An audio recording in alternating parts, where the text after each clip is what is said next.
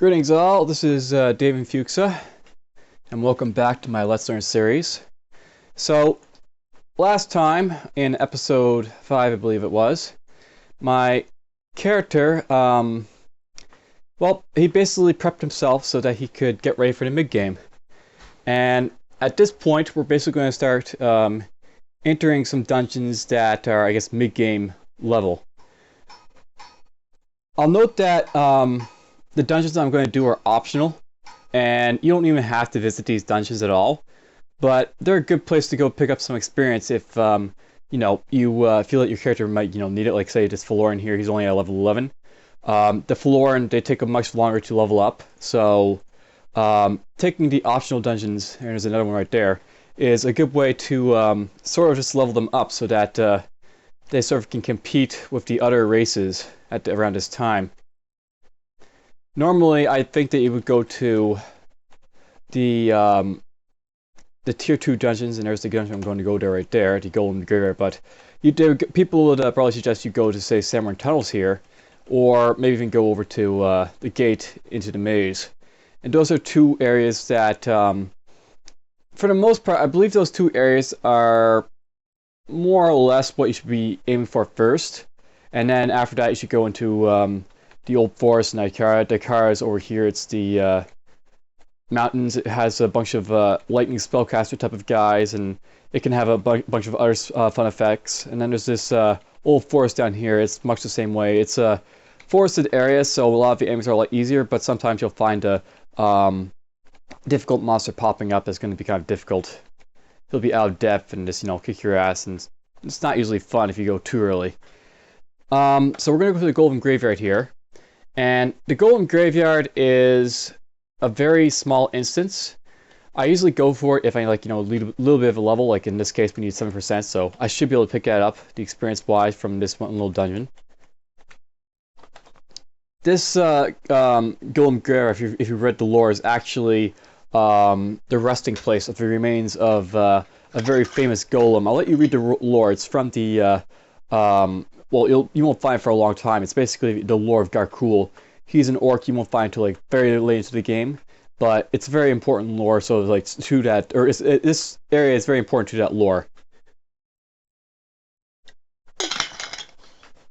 So there's a golem here. These guys, they're how can I put them? These guys are, I guess, ruin type of casters with a little bit of a spellcaster type of talents on them. They aren't really too threatening,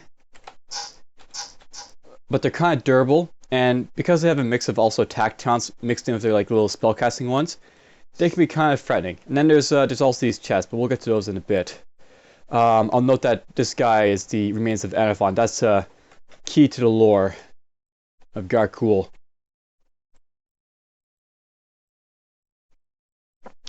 Okay, so here's just a regular golem. We're actually gonna let him get close, and this guy, as you can see, he's rushed me into knockback. So these guys have that sort of ability, they can rush you. And there's an example where I used the ruin, heat beam ruin, so lit me on fire. We won't take too much damage from that, it's a very limited amount of damage, but we'll kill this guy. Heal up a little bit. As you can see, we've gained 3% of a level already. In that case, he used Eye Beam. That's one of his type of spell type of talents. They have these very supportive range type of talents, but they're not too threatening. But you want to watch out for them. They can do a little bit of damage. Here's an elite alchemist golem. So this guy's gonna be a little bit more tougher than the rest of these guys, like the broken golem or just this regular golem here. We're gonna hit this guy with a stun. He is stunned. We're just gonna rip through him.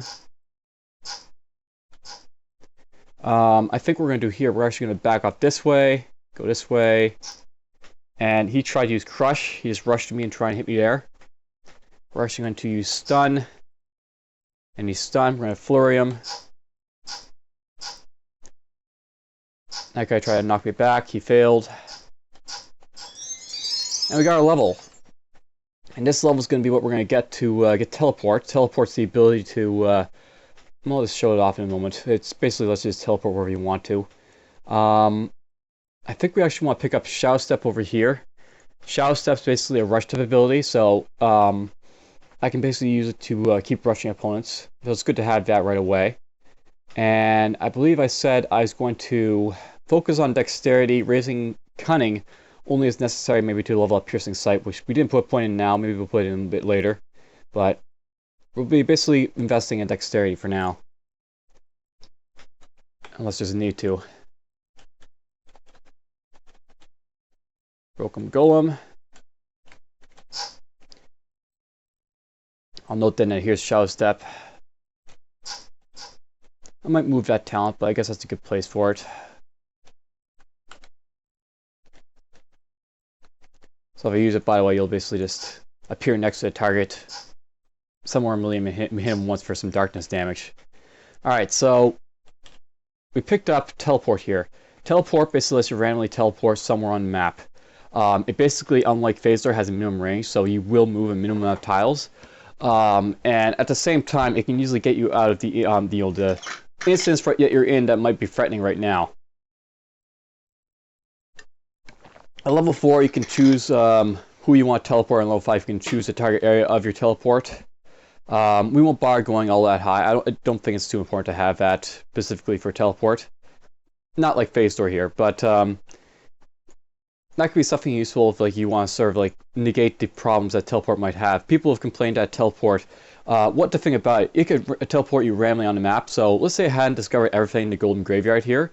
Like say I was over here, there's a bit of darkness over here. I teleport over here, and then there's a monster there. The thing about teleport is that it's random where you'll go, and what might happen? Maybe you're trying to escape an instance that you're in that is really dangerous right now. Maybe you'll pop up into another dangerous location to a teleport, just taking you to that location randomly to get you out of your current one. Okay, I'll note that these chests, you want to be very careful of them. Sometimes you'll find, I found that in these specific chests, because the golems are, not exactly weak, sometimes you can get really dangerous monsters spawning from them. And in this case, it's nothing too bad. It's just a bunch of broken golems, so you can just deal with these guys easily enough. I think what we're going to do, we're going to jump away with disengage from these guys. And that'll let just basically get me out of melee there. And next we're going to go this way. Don't know why we basically didn't have these guys moving there, but they finally moved. We're just going to stun this guy, so he's stunned, and we're just going to dual strike this guy. I'll note that apparently someone in here has poisoned me, so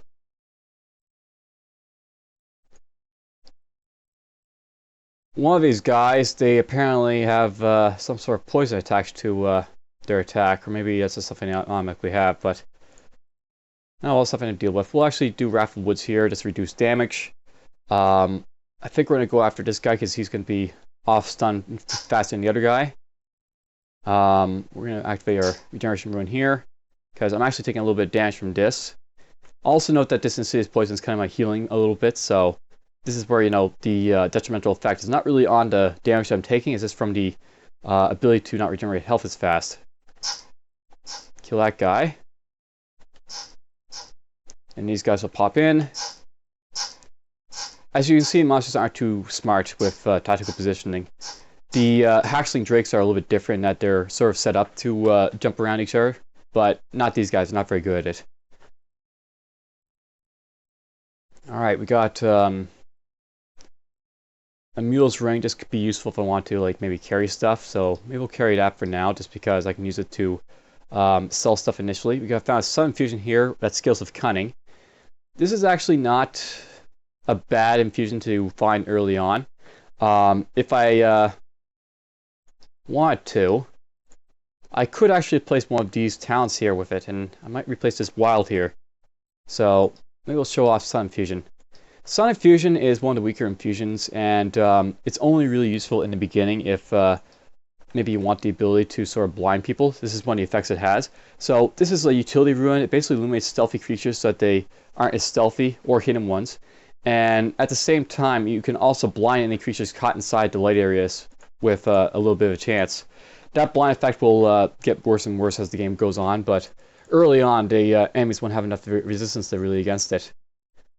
Now, this is a kind of cool amulet here, but I'm going to say this one's better just for the simple reason that this one gives me less fatigue and movement speed, and we won't really worry about it.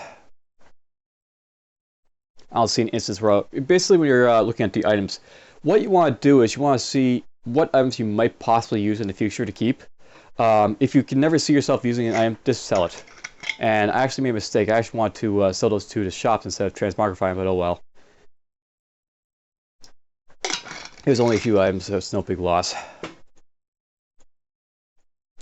So we're going to go to the hidden compound next, and this will be the second optional dungeon I'm going to do. Now, these guys that we just pop right next to him is this guy, the Slaver. These are like the really frightening enemies here, and you may want to be wary of coming here, but they shouldn't be too tough. So basically how this works, there's these slavers, and you're in the slaver's compound, and they basically have slaves. If you kill the slaver, then the slave is freed. And they basically become allies, so to speak. Or neutral, rather.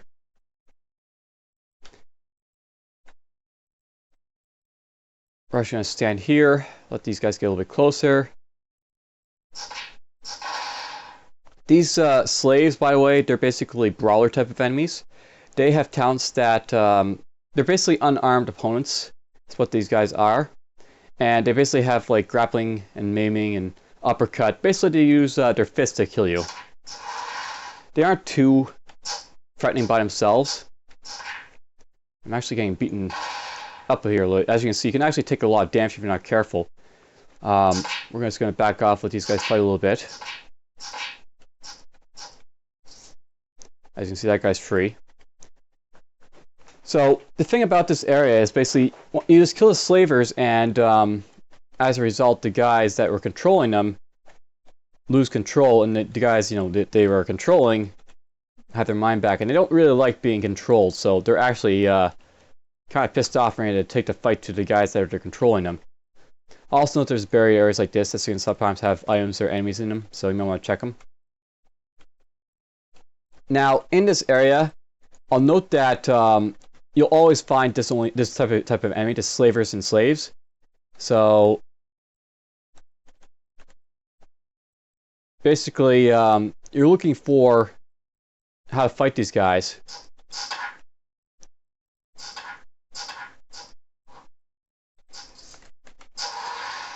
Go around corners and try and figure out how you can kill the slavers or take the least amount of damage from it, and you shouldn't have too much trouble. And there's lots of corners in here to make a note of. That guy hit me with lightning there. So I'm just going to let these guys, just sort of come over to me here. In this case, we're actually going to sort of sit in this corner area.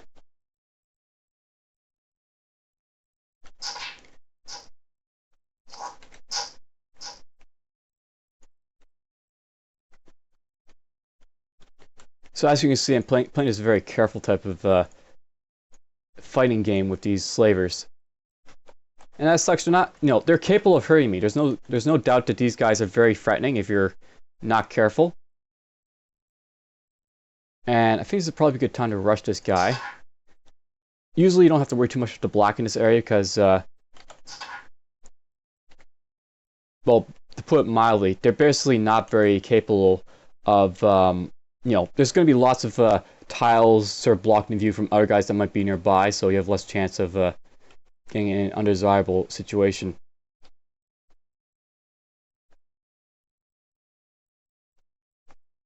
Excellent, you're all alone, so we'll kill him.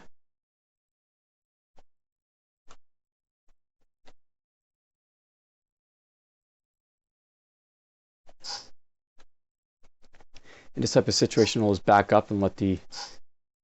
And here's an example of a grappling talent, by the way. Grappled. The target is grappled, unable to move, and limited in its offensive capabilities. Your silence pinned. Your damage is reduced by 1. You're slowed by 0. Damage per turn is 25. Physical save reduced the duration to its effect. So you basically have a whole slew of stuff that happens when you get grappled. And we're actually going to do this and just kill him to get rid of him so we're no longer grappled. Kill him. Now, that guy popped up. I think there's another slaver around. Because usually the slaves, when they, when these guys die, then they usually die. So in this case, this is the guy that those slaves belong to. I'll note that the slaves also follow you around. Now, I should probably note, by the way, you want to be very careful with these enthralled slaves. I'll try and demonstrate what you're being careful of a little bit later, but for now they're actually kind of useful. As you can see, they help out. They're friendly to me. And bearing shock, so these guys are getting hit by that slaver over there. We're going to come here, and I'm actually going to discharge him, activate the shield, and kill him. And there's another piece of lore not really found in any specific dungeon. We'll heal up.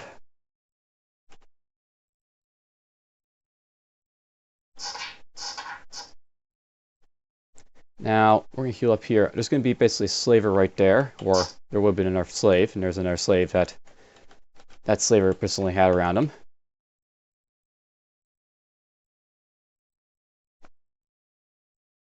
And I think that's it for his first level, so as you can see, not too hard. Just use the terrain to your advantage, and you shouldn't have too much of an issue in here. Don't charge into the black too much. You know, you can do it, but be careful sort of about it. As you can see, we have lots of friendly brawlers to sort of help us out.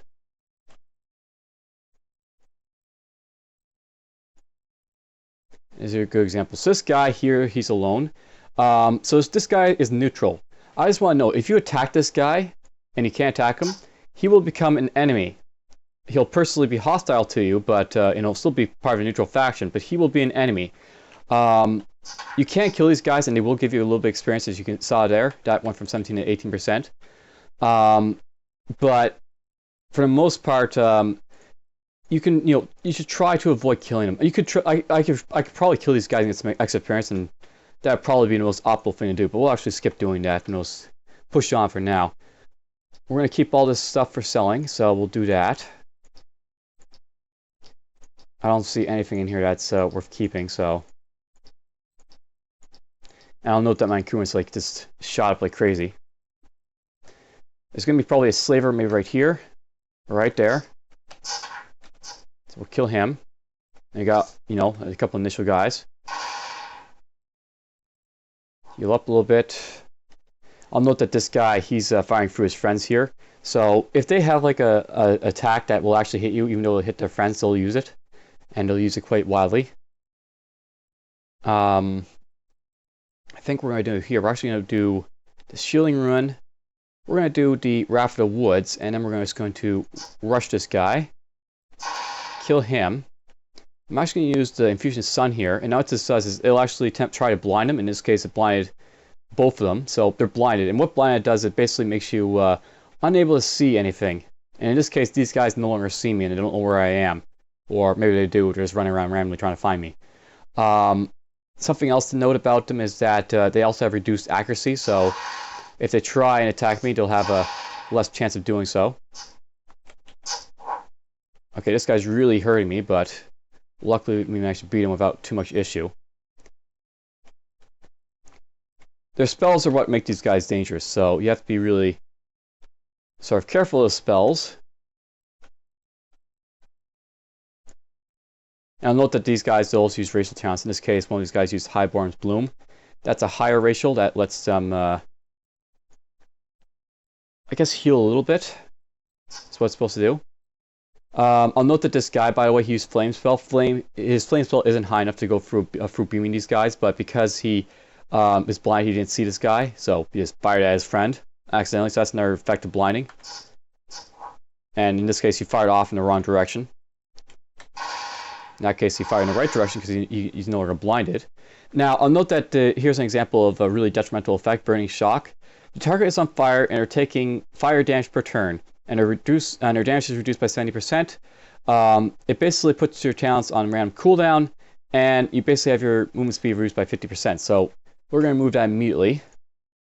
And as you can see from over here, we actually lost some talents from this guy when he did that. But no worries, he's dead.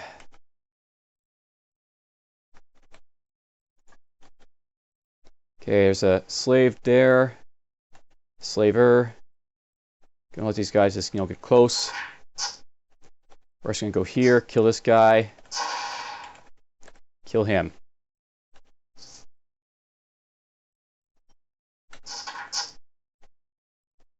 We're going to activate that now.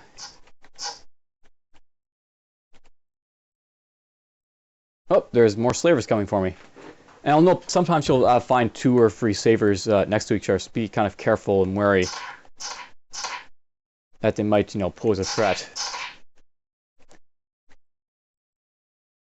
Flanking or whatever.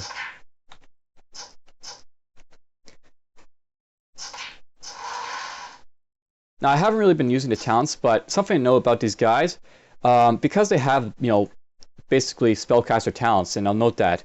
Most of these guys' talents are basically Flame, Flame Shock, Lightning, Mana Thrust. Those are his 4 talents that he has use of. If you hit him with a stun, such as with Dual Strike, you're actually going to put those on cooldown. So that's something about stun. You can basically stun these guys, and then they'll lose their effects if you can touch them with that. If you effectively get the stun off. That's a kind of a very dangerous area to be. So this guy got, sort of the first shot here. We're going to actually back off. Do that. We'll maybe start regenerating. And he fired a flame shot at me there. But basically, yeah, if you stun these guys, then they'll lose their remaining active talents that they have available. Though if you use Flurry and you're capable of insta-killing them, there's not really an issue to begin with. So here's the stun effect, by the way. So this is what it would look like on the enemy. But here's an example of it hitting on me. The target is stunned, reducing damage by 60%, and it puts 3 random talents on cooldown. So 3 of their talents go off. And then their movement speed is also cut by 50%. So it's a very effective way using stun on these guys, the spellcasters, if you want to sort of prevent them from hammering you. And I think what we're going to do here, we're actually going to go up, go here, sort of close in on this guy. He's dead.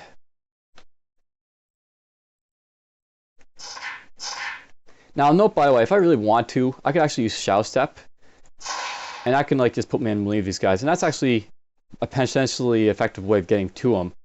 I haven't really been doing it because it puts you into black, and it really puts you into black. Shadow Step is an ability that I'm sort of reserving unless I really need it, but it is a way of getting by these guys if you want to use that talent. So I could go, jump over these guys, get to this guy here, and done. And they're all free and welcome, happiness. Okay, that's it for this level. We're going to go over here. Just check out these little areas over here. So that looks like it's empty. There's also a spot over here. It looks like it's just a regular wall, so we won't worry about it.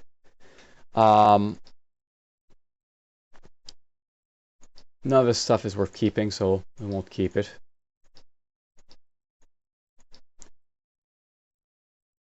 We're going to take off his ring because we're going to try and save our encumbrance for additional items. Alright, so here's the Ring of Blood, and this is the 3rd instance of the Slaver's Compound. You see this guy here, he's the Blood Master, and he's actually the boss's sort of area. He's a unique monster, he'll always be here, always be standing right there, and you can basically talk to him much like you can the Assassin Lord. So before you stands a small humanoid creature with a disproportionate head. Ah, what have we here, elf?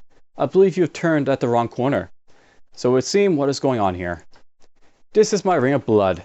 Listen, you have now 2 choices. Since you do not look like slave fodder to me, I will offer you to let you play the game. If you feel you cannot take part in a slaver's game, I am afraid you will need to disappear. Alright, so, slavers, this is so wrong. Attack or game, I like playing. What is this about?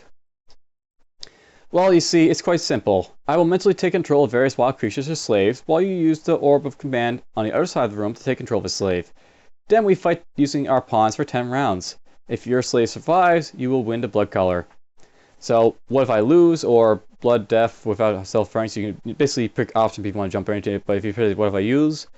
Normally, you would be taken as a slave, but you look like you would be more useful as a full-time player, so you will just try again.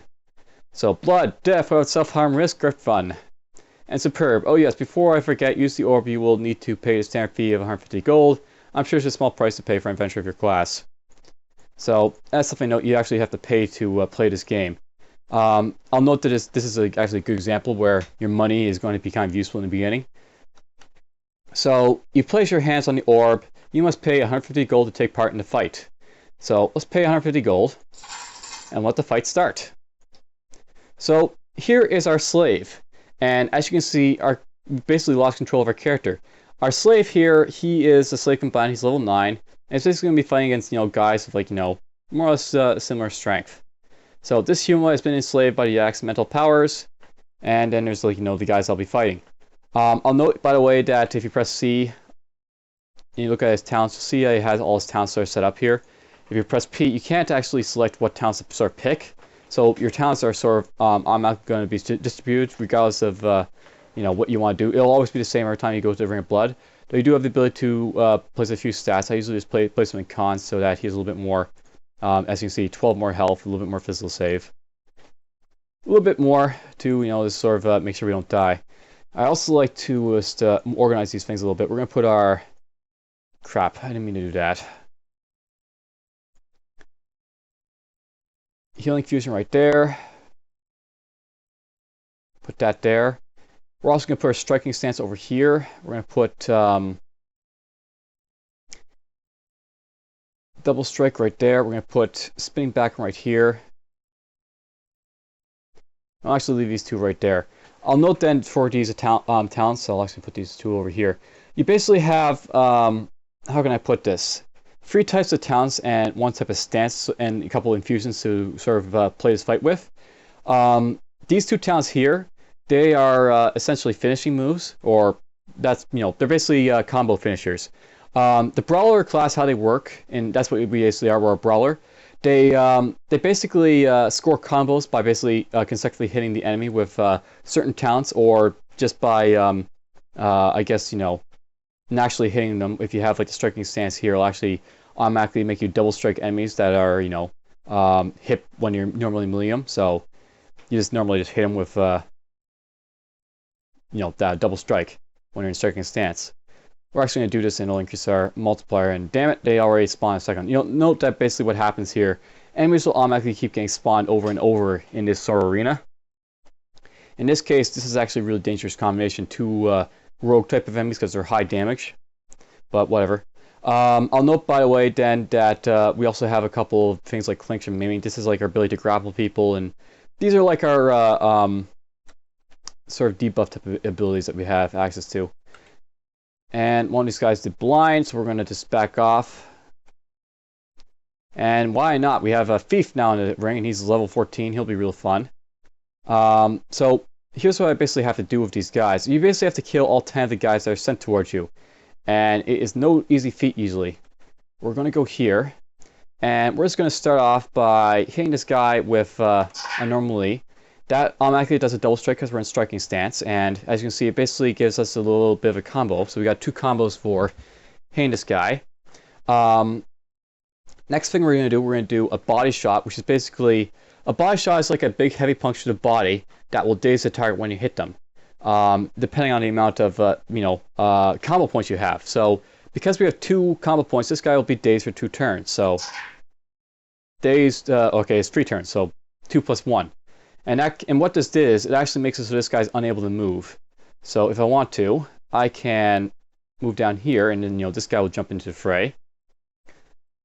I think we're going to do with this guy, we're going to do clinch, and this will basically activate the grapple stats on him. And as you can see, we have our own positive grapple stance. Engage in the grappling, draining 6 stamina per turn, so I'm actually going to lose a little bit of stamina doing this. You're basically going to redirect any damage that you take to the assassin. So some of the damage that the other guys will do will actually hit this guy as well.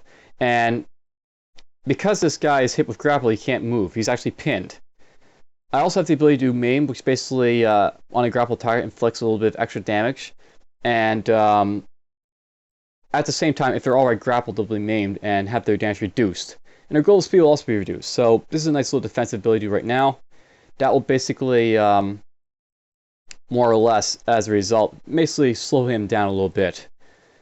We're going to do striking stance on him now. And that's because he's maimed, he's actually going to be a little bit slower. So what I'm going to do, we're actually going to move this way.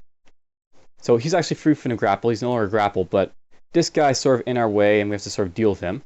We're just going to, let's see here. We're going to melee this guy once. And as you can see, that basically hurt a little bit, but not a whole lot. In this case, the Brawler, he can do some decent damage, but he's not, terribly great at it. We're going to melee this guy again. And as you can see, he's going down. So we do a little bit of damage doing that, and slowly this guy will be taken out. Now, if I want to, we can actually use Spinning Backhand here. And here's like a good example where we can use this. Spinning Backhand is this very special ability. You basically charge out and do damage to free opponents that you hit. On like, this guy here, he'll get hit, and then the guys next to him also get hit. So, boom, they all get hit. And it's like basically a rush ability. And it's a really powerful rush ability. Now, this guy, he actually hit me with an insidious poison infusion, which actually, as you can see, poisoned me. So, I'm now going to take a little bit of damage, but more importantly, I'm going to have my heals reduced for 7 turns. I've got this guy here. He's got to be dealt with, but because I have a quite good combo, we're actually going to use our uppercut on this guy, and he's going to be stunned. And because he's stunned, and I actually got poisoned this time around by, I think, this guy here. Because he's stunned, he's going to do reduced damage, and I can just go back to dealing with this assassin here. So we'll hit him twice, and he's out of the way. I'll note, by the way, that something I note about the slavers, or not the slavers, but brawler classes in general. Because I'm using these leather gloves, and because I'm attacking with my fist, we're actually attacking quite fast on these guys. We actually have a very good attack speed. We're actually going to probably attack more than these guys will be able to attack us. So even though I can do like less damage whenever I hit these guys, I'm actually also going to be doing more damage. So I actually do pretty high DPS, so damage per second as a result. Now this guy here, he's going to be kind of dangerous, but he's still stunned, so we can sort of beat on him. As you can see, he's really hurting us. He's level 14 feet, so he can really hurt. And we're just going to beat him down and take him out. And as you can see, we got a new combatant to deal with after dealing with all those guys. I'm going to go up here, and as you can see, we're actually taking quite a bit of damage from the poisons. So what we're actually, and he actually used one of this prematurely, what we're going to do, we're just going to wait for our thing to go off, and we're actually going to activate regeneration. And notably, sometimes this regeneration infusion is going to be really good. In this case, it's actually really good. And then we'll just go after this orc here.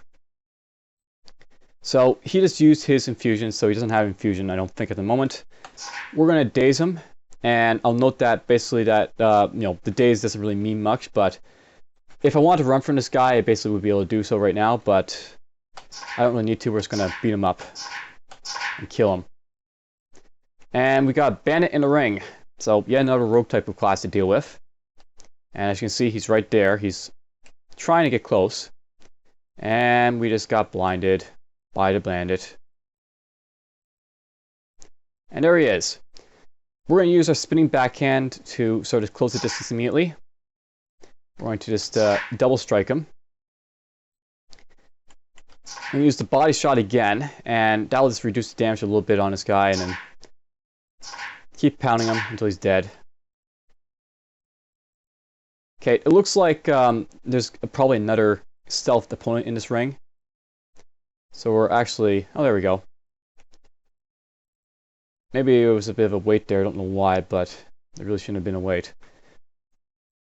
Hey, why you know, now we have 2 opponents. Hey, so there was a stealth opponent. Here's the thief. So this guy was stealth. I couldn't see him because he's stealth there and being kind of a nuisance. In this sort of situation, what I'm thinking about doing, we're actually going to do our spinning back on this guy.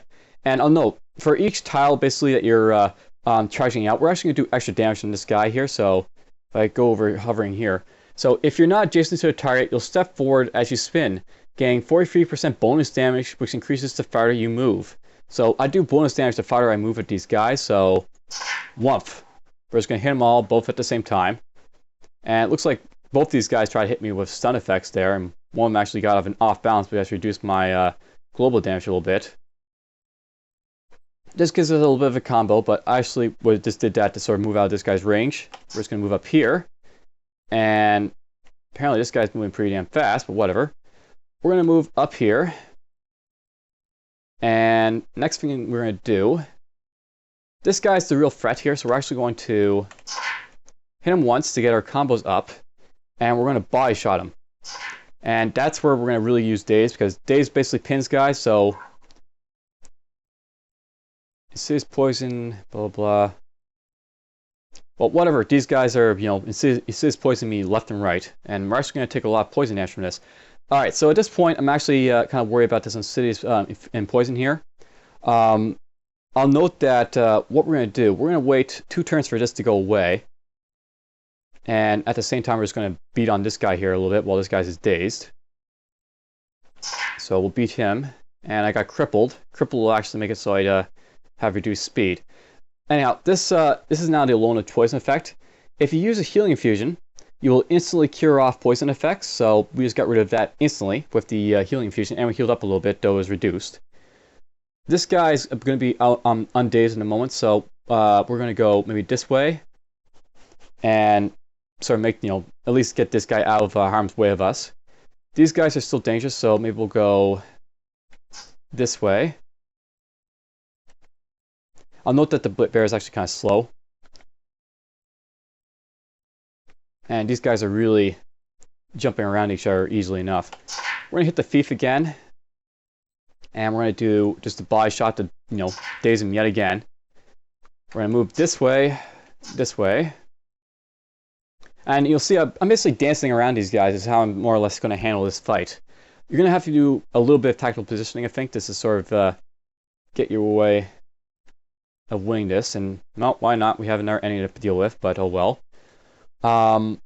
This would probably be a good time maybe to consider pounding. I'm in a position where it's going to be, you know, I'm going to have 2 guys unless this guy jumps around on me. So we'll just basically beat this guy up. And we got to watch that feet because it is going to walk around.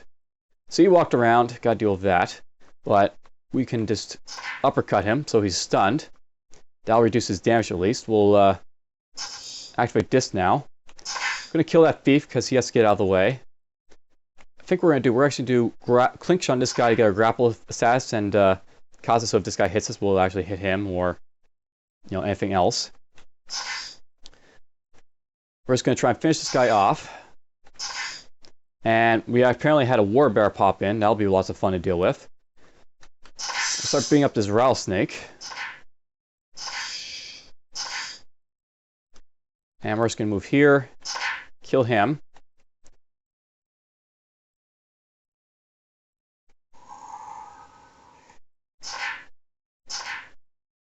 Alright, so this guy sort of stepped in front. We got lots of combo points to deal with this guy, so we're just going to body shot him.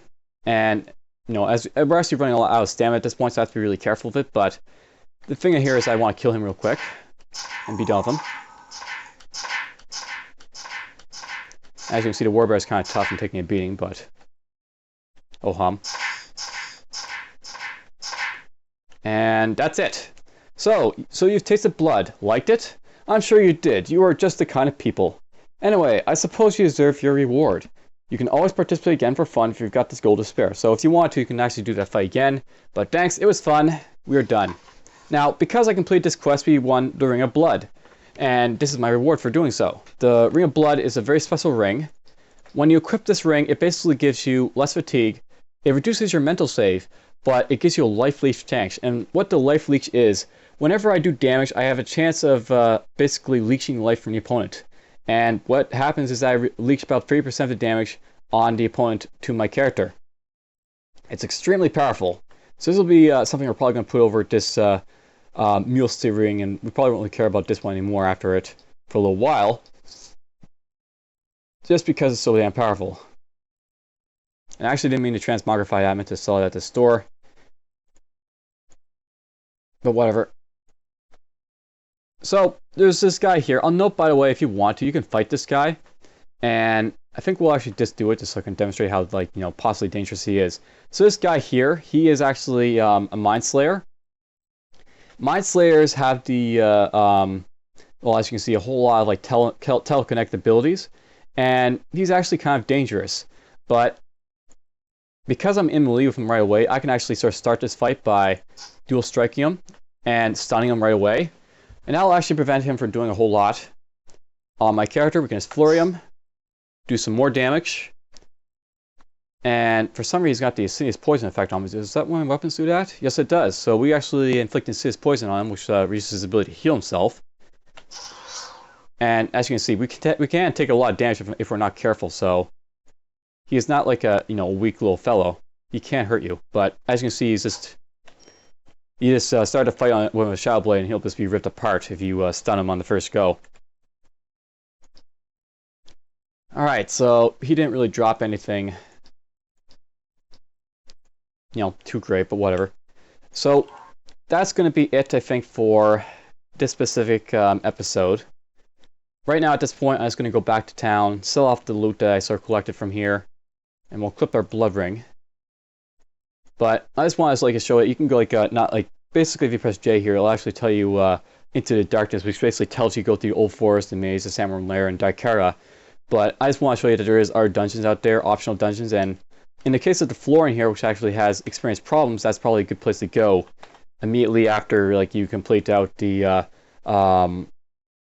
starter dungeons, or you can go a little bit later. It's not something you can have to do immediately. You can push it off a little bit if you want to. All right, so we're just gonna sell this stuff and make her a little bit of money because we spent a little bit on that little contest there to get our Bloodcaller.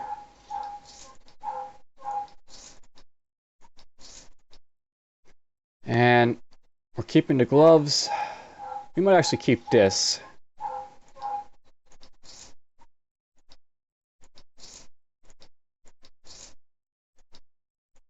This is anti-magic, but it's got a strength bonus on it. I'm actually going to just keep it for a temporary thing, so yeah, temporary. Sell these.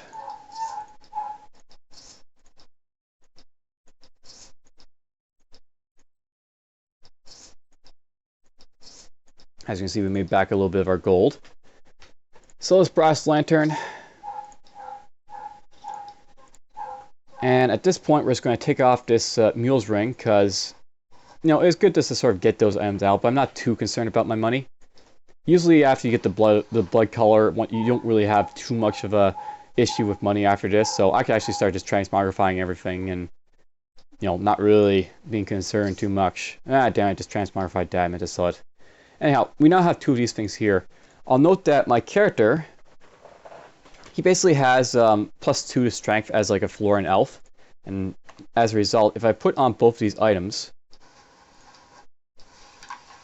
and note you get a piece of lore, by the way, and you put on anti-magic item on a Shadow Blade. So, lore, nature versus magic. Your arcane abilities have been interfered with. Maj'Eyal is a torn world, and the forces of nature can react strongly to the arcane energies that seek to manipulate them. Some items and areas are imbued with anti-magic, a natural energy that disrupts magical abilities and effects. There are even those who have learned to harness anti-magic into their own wild abilities, and who use them to hunt down and destroy those who practice magic. So beware, caster. It is a hostile world you wander in. But anyhow, because we put those two items on, we basically boosted our strength up to 16 here. I now have access to armor training, so we're basically going to be keeping these items so that I can invest in that talent. We're not going to, leave them on for now. Just don't want to demonstrate that for this episode, but next time I level up, I'll be putting a point to armor training as a result. And stepped in the water there. Went out of breath a little bit. Next time, we're going to go to, I believe, the Samurai Tunnels. And that's my recommended dungeon I say go for as soon as you are done with the hidden compound, or you can even go to it immediately if you want to. Okay, these guys are sort of in a dangerous area, but whatever. And next time, let's jump into the Samurai Tunnels. So we'll see you later, and take care.